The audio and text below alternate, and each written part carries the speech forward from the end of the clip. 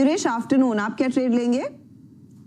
Afternoon Harshita ji, afternoon Anuj ji, and good afternoon to everyone on the panel. तो मुझे लगता है दो स्पेसेस, एक जो एनबीएफसीज की मैं पिछले 2 हफ्ते से बात कर रहा हूँ, I think NBFCs as a space इसको ट्रैक करना चाहिए। तो I think within these players L and T finance, Sundaram finance, Chola, ये काफी कंस्ट्रक्टिव लग रहे हैं।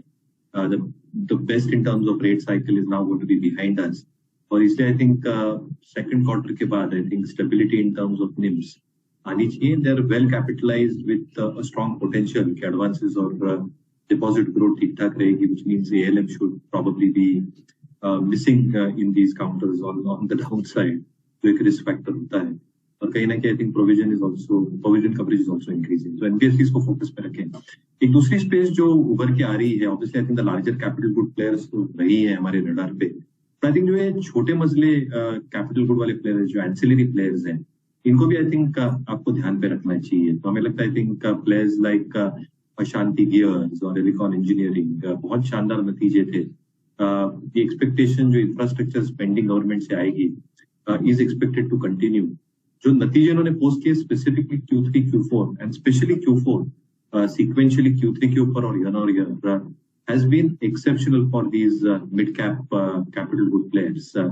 मुझे लगता है आई थिंक ये दो स्पेसेस को डेफिनेटली ध्यान दें। ओके मयूरेश, आपका क्या भी होगा एक्सिस बैंक को लेकर?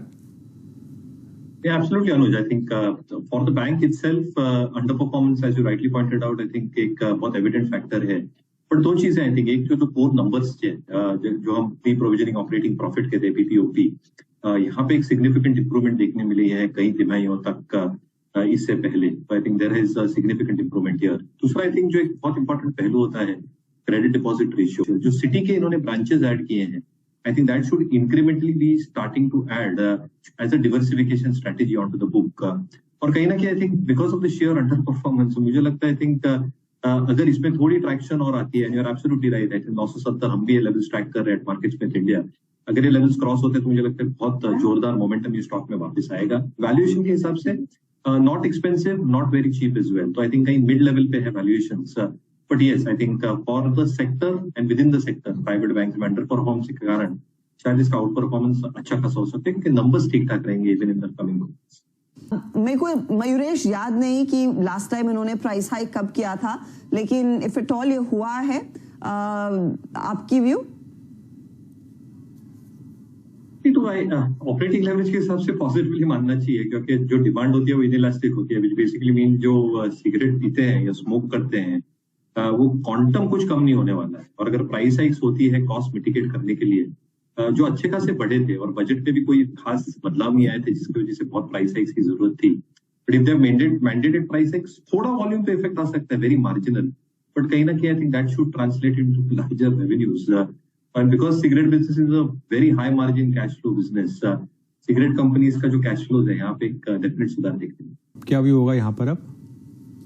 तो अनुज, जैसे सुमित बता रहे थे, आई थिंक सारी चीजें आई थिंक रिजल्ट्स पे डिटरमाइन हो गया। नहीं, you're absolutely right, I think stock under perform किया क्योंकि numbers have not been delivered जो एक्सपेक्टेड थे। तो आई थिंक जो लाइक टू लाइक ग्रोथ होगी वो देखना बहुत जरूरी है। कितने आउटलेट्स इन्होंने खोले हैं स्पेसिफिकली टियर 1 टियर 2 सिटीज में, ये देखना बहुत लाजमी होगा।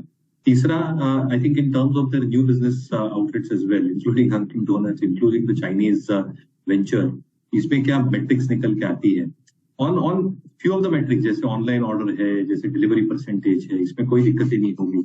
और इनपुट कॉस्ट भी एक्सपेक्टेड है कि सेकंड क्वार्टर से कम होगी, specifically prices of milk and चीज जो अभी भी इन्फ्लेटेड है, जो थोड़ा मार्जिन पे दबाव ला सकती है। तो मुझे लगता है I think all these food, I mean जिसे हम QSR कहते हैं पूरी theme, out of all the companies that have reported so far, I think Westlife Food ने काफी ठीक ठाक नंबर्स पोस्ट किए थे, क्योंकि जो नंबर्स इनके आए हैं in terms of like for like growth, जो मैनेजमेंट की एक्सपेक्टेशंस है in terms of new outlets in the next few years, और एक्सपेक्टेशन जो है in terms of margin performance, ये थोड़ी बेहतर लग रही है from a commentary perspective compared to the other QSR। Mayuresh, आपके पास आ रहा हूँ अब मिड कैप फंडा के लिए। तो I continue with the NBFC क्योंकि स्पेस अच्छी लग रही है। You discuss this yesterday as well. L&T finance holdings को जरूर नजर पे रखना चाहिए। जो रिटेलाइजेशन है ये 75% पहुंच गई है, होलसेल ड्रॉडाउन से बीन क्वाइट सिग्निफिकेंट। दूसरा, NIMs should get maintained around at 7.25 7.5 consol basis ऊपर।